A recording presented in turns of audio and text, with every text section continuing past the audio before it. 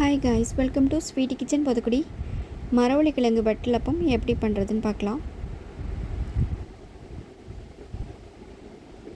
ரொம்ப ஈஸியான மெத்தட், பிகினர்ஸ்க்கு ரொம்ப யூஸ்ஃபுல்லாக இருக்கும். 1 கிலோ மரவள்ளி கிழங்கு நல்லா வேர் இல்லாமல் இதே மாதிரி பார்த்து வாங்கிக்கோங்க.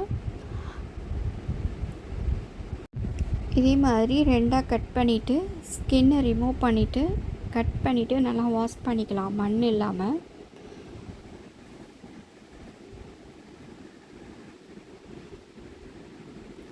ஸ்கின்னை ரிமூவ் பண்ணியாச்சு.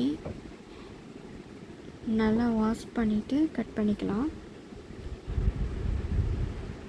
கட் பண்ணிவிட்டு கூட நீங்கள் நல்லா வாஷ் பண்ணிக்கலாம்.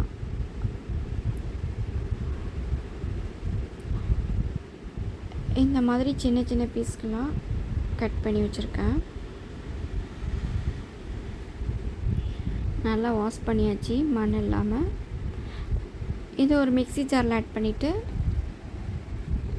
1/4 கப் வாட்டர் ஆட் பண்ணிவிட்டு நல்லா கிரைண்ட் பண்ணியாச்சு.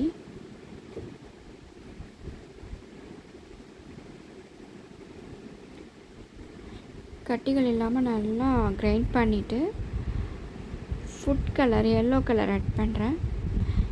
3 முட்டை ஆட் பண்ணியிருக்கேன். 6 டேபிள் ஸ்பூன் சுகர் ஆட் பண்ணியிருக்கேன்.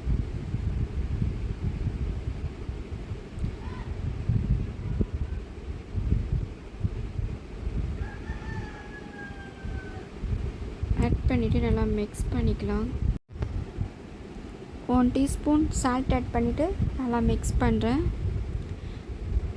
மிக்ஸ் பண்ணிவிட்டு அந்த வட்டலப்பம் பேனில் 1 டேபிள் ஸ்பூன் கீ ஆட் பண்ணிவிட்டு நல்லா க்ரீஸ் பண்ணி வச்சுருக்கேன். மிக்ஸ் பண்ண அந்த கிழங்கு மாவில் 2 டேபிள் ஸ்பூன் அளவுக்கு கீ ஆட் பண்ணிவிட்டு அதையும் நல்லா மிக்ஸ் பண்ணி வச்சுக்கலாம். ஸ்டவ் ஆன் பண்ணிவிட்டு ஸ்டீம் பேனில் வாட்டர் ஆட் பண்ணிவிட்டு வட்டலப்பம் பேனில் கிழங்கு மாவை ஆட் பண்ணியாச்சு. ஆட் பண்ணிவிட்டு மூடி போட்டு வேக வச்சுக்கலாம்.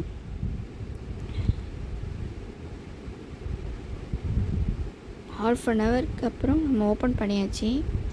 நல்லா பாயில்ட் ஆகிருக்கான்னு நம்ம டெஸ்ட் பண்ணிக்கலாம்.